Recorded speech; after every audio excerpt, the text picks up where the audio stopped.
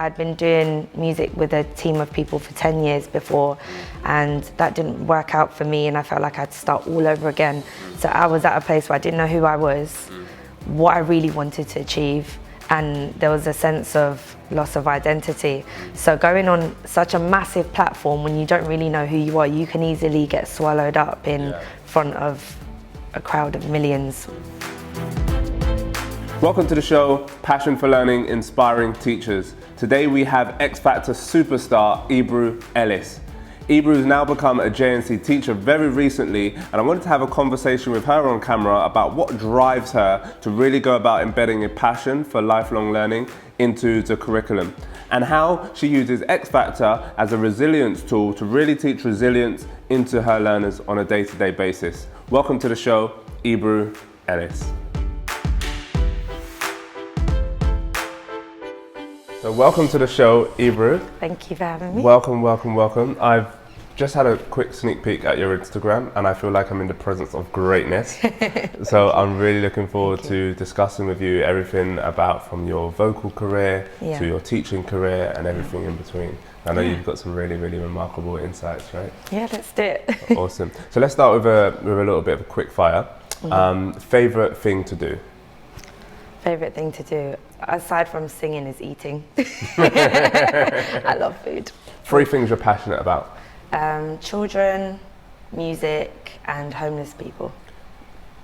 Nice. Greatest place you've visited? I'd say Cape Town. Awesome. Stunning, beautiful. Yeah, I need to go there. It's amazing. You've put that on my bucket list for sure. Absolutely. Favorite book you've read? All The Alchemist, I'd say. Okay. Really good Okay. book. Really Okay. good. Most insightful learning experience? It's a good one. One of them I'd say the X Factor. Okay. For sure. Awesome. Awesome. Yeah. Funniest moment in school? Making weird sounds so the teacher couldn't guess who it was, and we told him at the end of the year that it was us. Probably that. What? What did you do? Mimic, I don't know, just make weird sounds, and he'd be like, "Who's doing that? Who's doing that?" In secondary school, no one would say, and he couldn't figure out where it was coming from. But he was one of the best teachers, and I remember him always because he was just so chilled and really nice. So, right. Yeah, we used to just wind him up a lot. Awesome. You guys are harsh. Yeah, we were a little bit chatty.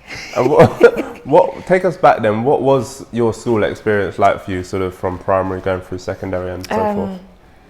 I was very creative from primary school, so in all of my reports it would say very creative, loves to sing, engages very well, but every year they'd say she always talks, really chatty, gets distracted, all the way up to secondary school. So it was hard to sometimes get my attention because I like to be engaged. Sure. So music and dance and drama were the main subjects, anything creative that I really thrived in. Yeah.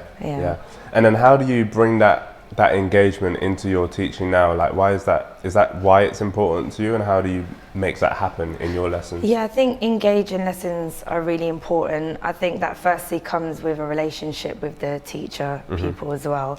And I think understanding the culture of young children as well, because culture constantly evolves, and I think as a teacher it's really important to understand, because sometimes in class they'll use words and you'll be like, what is that? And it's slang, or just to kind of be like that core teacher. That's really important. And just lessons that are really fun. Yeah.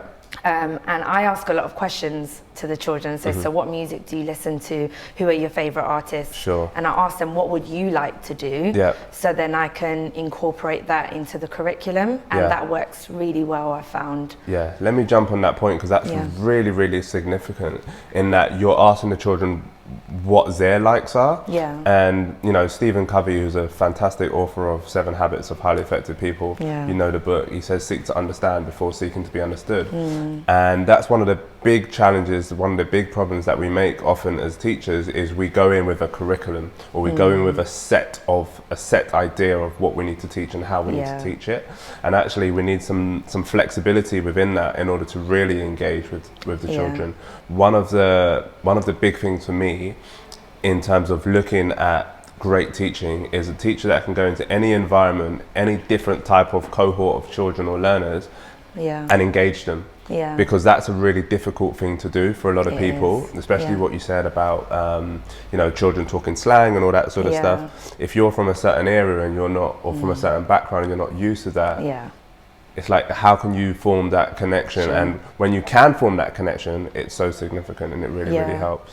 And especially if you've got a classroom with like 32 children, they come from all walks of life. So it's about trying to balance how to reach every single person, because you not only have different like learning abilities, but like you said, people come from different backgrounds, and depends what area they grew up in or what their home life is like. You don't know that, so sometimes you're going there with an assumption that everything might be okay, and it's just finding that balance of how you might reach one set of children might be different to another. And I find it varies from class to class as well. So some classes they hate singing, so I have to adjust my plans to be like, okay, they don't like singing, they want to focus more on instruments, and some hate instruments and want to sing, so I try to make it fair, where some lessons I might do part singing, part instruments, or one singing, the next week instruments, and trying to be fair for everyone. But I think that comes over time and understanding the children as well. And really, beyond fairness, it's about integrating the learning so that it's integrated for them. We're teaching for the children. We're not teaching for ourselves to look good, right? And if you can connect with them through singing or through instruments, then that's a really big part to play. So what was your background like? Like, how did you grow up? Did you grow up in the countryside? Did you grow up in the city? What was it like for you? I grew up in North London. I had a good upbringing. Grew up without my dad, but my uncle was like a father figure to me, so even though I knew my dad wasn't around, I wasn't as conscious of it because I had a male figure there. But I fell in love with music since the age of 5. Wow. Like, I'd come home from school, sing non-stop, and my parents would literally be like, can you stop? You know, it was really hard for me to stop singing. I loved it. So they put me into a classical Saturday music school. Brilliant. Where I'd join a choir and sing. So it was a nice way of, like, I guess, nurturing my talent. And then secondary school continued music, and they had shows like what was it called back then? Stars in Your Eyes. So we incorporated that into secondary school, and I was 13 when I went on the stage by myself for the first time. Incredible. And that's how I got to be known as one of the main singers of the school. And what was that experience like for you going on? Is it Stars in Their Eyes that you were on? Funny enough, I actually applied for the actual Stars in Their Eyes. As I sent my demo as Christina Aguilera, and they invited me for an audition, but I didn't go. Right. Because I was in the same music class as Alexandra Burke. Okay, and she had gone on it, so I didn't want it to look like I was only going on it because somebody else in my school had, so I didn't go on that. But we were in the same class, we did the same competition together. And it was a great experience. I was so nervous the first time, but my class friends encouraged me to do it because they could hear me sing, and you don't realize you're doing it, you just start humming under your breath, and they're like, oh, you can sing, and you know, it took me some time to build that confidence, but the encouragement was great. So while I was in secondary school, I used to go to a youth club, and that's where I could have, you know, in my area there were young kids that were using drugs and that would just stay out late, and they'd come knocking on my door at like 2 a.m. and my mum would be like, can you go? Like, why are you? And she'd say, I don't want you involved with those kind of children. So she allowed me to go to the youth clubs after school to take my attention, to distract me from the bad things. And that's where I really got involved in music, dance, even a bit of drama, joined some dance companies like Boy Blue Entertainment, and that's where, you know, I was nurtured. So that's where a lot of my passion for teaching comes from, because people saw my talent and gave me that chance. Absolutely. So now I feel like I need to give back. That's why I love it so much. And you mentioned youth clubs there. That's something that's been drastically cut. I know. How do you think that that's impacting the next generation? It's impacted the next generation tremendously, because children don't have anywhere to go. So they end up on the streets, part of gangs, with the wrong crowds, because they don't have anywhere to invest their time other than school. And most of the times when they're in school, if the lessons aren't engaged or they don't feel like teachers understand them, they're not involved anyway. They just can't wait till the end of school. Yeah. And then they go home and that's it. They don't have anything to do. And I think it's really important that children have places to go where they can be creative other than just, you know, English, maths and science, but whether that's football, whether that's playing games, wherever it is, I think it's really important. So it's a shame that budgets have been cut so drastically, and I think the government really need to relook at that and, you know, re-budget that, because it's very important. Yeah. Yeah. And what are the key things that you're working on now in terms of your music teaching in order to engage children, and what advice would you give to other teachers, or what would you say has worked for you in terms of being able to walk into a classroom and engage the learners straight away? I think one of the top things I would say has worked for me anyway is getting to know them. Obviously that takes time because you only have 45 minutes, an hour. But when I go into a class, first of all, I'll be like, how is everyone? How was your weekend? Or, you know, what did you do over the weekend? And automatically, everyone loves to talk about themselves. So when you ask children, what did you do? They're like, oh, I went to the cinema, I went to the park, and already you've got their attention. Yeah. And I would just say, care enough about the children. It's not just about teaching a curriculum, it's investing in them as people. I think that's the most important thing. Correct. And yeah, that's the main advice. Yeah, I think that's so important, and something that that, you know, with the exam culture that we have in this country, sometimes we can miss that emotional intelligence and that emotional connection with the learners, because they are growing people. And if we invest in them into who they are as human beings, as opposed to how they perform in a test or an exam, then actually the outcomes are tremendously more powerful. Definitely. And sometimes you can see a student struggling, or I've had students just randomly start crying in class, and it's just giving a few minutes of your time to them and asking them questions like, why are you upset? What happened? And it will be something as simple as, oh, the person took my stick, or they had the blue glockenspiel or not the yellow, and it's helping them to understand, you know, well, they both do the same thing. You know, they had it first, it's okay, next week you can change over, and just walking them through that process rather than being like, you know, stop crying or stop being upset, you know, allowing them to feel what they need to feel and just allow the process to happen. I think that's really important. And then they trust you more as well, so the next lesson they're more inclined to do what you need them to do. Yeah. If you became the governor of all schools in London, what's the one big thing that you would change? I would definitely add more flexibility to the curriculum. I think there needs to be a real good balance of theory and practical, and I would add more practical into it. I teach music, so just looking at music, I would look at the resources. I would like to see more of like music production in schools. I like to see more microphones and PA sets, because it's important. I think that really helps with stage fright, main confidence. So it's not just about instruments or voices, but it's about learning how to perform and just even have confidence to speak in front of people. I think that's really important. So I would really look at resources and reinvest in that. And everything within life is a performance, right? Yeah, it is. And you know, even when we're in a meeting, in a conference room or whatever it is, and we're trying to get a point across, we're trying to relay our understanding to connect with another person, and if that gap is missing, that level of confidence to connect with other human beings in a powerful way is missing, then actually we're not going to be the most effective leaders that we can be. And I mean leadership in a broad context of whether that be parenting, whether that be leadership in meetings or friendships or whatever it might be. That's true. So you also went on X Factor. That's right. What was that like for you? It was a good experience. It was a nerve-wracking experience. I'll be really transparent. I think mainly because of where I was at in my life at the time. I think as a musician, you kind of go through a lot of anxiety quite regularly, because you have all this passion and what you want to do, and sometimes it's figuring out exactly what you want to do. And for the longest time, I didn't want to do that show. They asked me a few years in a row, and I was like, no. And it came to a point where I'd been doing music with a team of people for 10 years before, and that didn't work out for me, and I felt like I had to start all over again. So I was at a place where I didn't know who I was, what I really wanted to achieve, and there was a sense of loss of identity.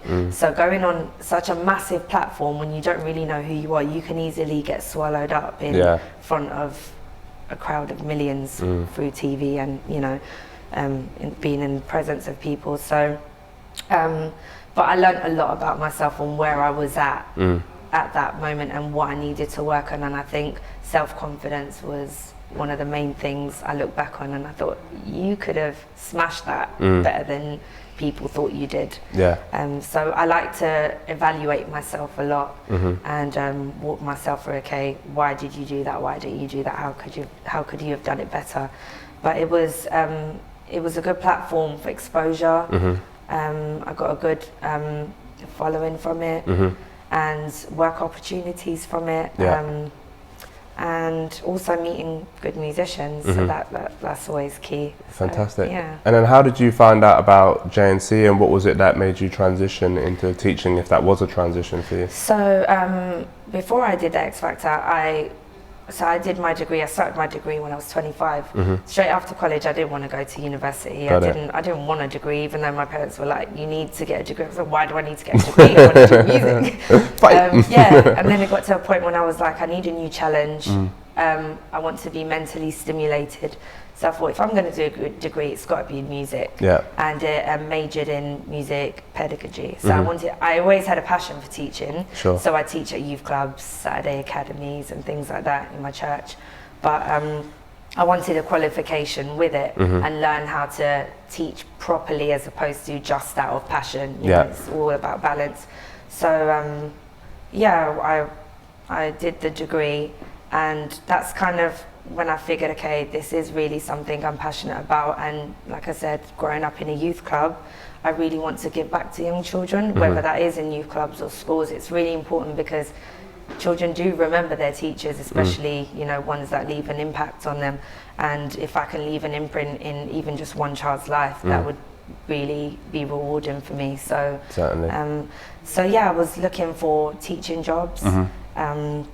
And then I was Googling away, and then I saw JNC, so I thought, let me read up on it. And I really liked the ethos and found a job position. I thought, let me just apply and see, and here we are. Well, brilliant. I mean, you know, it's amazing I met you just like a couple of days ago for the first time, and it's really amazing to be in your presence, and I'm really pleased from the bottom of my heart that you're here at this organisation and making the impact that you are making on the next generation, because that's really, really important. Yeah, for sure. Yeah, for sure. It's a great company. Yeah. What makes you say that? I think why I connect is because the way I see how teachers should be and learning is exactly how JNC are. So it is all about passion, productivity, positive reinforcement, and I think that's so important because a lot of children don't believe in themselves. And even at the beginning of the lesson, once it goes on to the practical part where, okay, now it's your time to implement what you've learned, all of a sudden there's a lot of children that say, I can't do it. And I tell them, take that out of your vocabulary. You always have to try. Don't give up before you've even tried. And you know, that's part of the JNC ethos, so that's why I fell in love with it, to be honest. And I think it's important wherever you work, you have to believe in what they stand for. Otherwise, you know, you're not going to go wholeheartedly into that and give your best. And it's important that you always give your best, for sure. Like the practical element of what you're saying is that one of the things that we believe is that learning must be experiential, because when you're experiencing learning as opposed to just listening to it or hearing it, you're actually immersing in it, and it becomes an innate part of your DNA, if you like, as opposed to something that you just remember for like a specific period of time. And that's where the practical creative subjects like music, like art, drama and PE really come into their fore, because it's very innate within those subjects to be experiential and to be quite practical. What's the difference between teaching in a youth club environment and teaching in a school environment?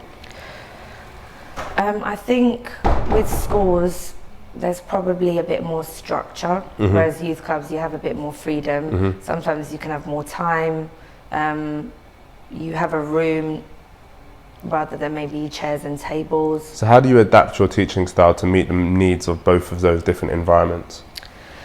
So if I have more space, I tend to try and maybe get them spread out more, or get them to walk around. When I say walk around, sometimes if I do clapping games, I get them to move. So at least they're using different parts of their brains and they're engaging a bit more. Yeah. Whereas I find that if they're sitting on tables, they're more relaxed and sometimes reluctant to do what you want them to do. Sure. Because when they're closer to you, they're more engaged than if they're further away from you. So if they're sitting down, I tend to try and use more instruments that are going to engage them more rather than just singing. Whereas, or if I can get them away from the tables and onto the carpet, that sometimes helps me better as well, because they're closer to me and I can kind of control the situation a bit better. Got it. And then what's the next steps for you in your career? Obviously, you're a phenomenal singer. You're also doing remarkable work in terms of teaching and engaging the next generation. What's the next big step for you? I think just improving as a teacher, one of them. I also really enjoy songwriting, so I guess just getting better at that, and just writing songs. I do covers as well, put covers out. I've released a couple songs before as well, so I kind of do that in my spare time. Yeah. And just finding ways of bettering myself as a musician, I think, because then that betters your teaching anyway when you become a better musician yourself. So, fantastic. Yeah. Fantastic. Ebru, it's been fantastic to speak with you. You too. Welcome to the show. Thank you for being on the show, and welcome officially to the organisation as well. Thank you so much. I know that you've been in it for quite a while, but it's my official welcome to the organisation. Thank you. Pleasure speaking with you. You too.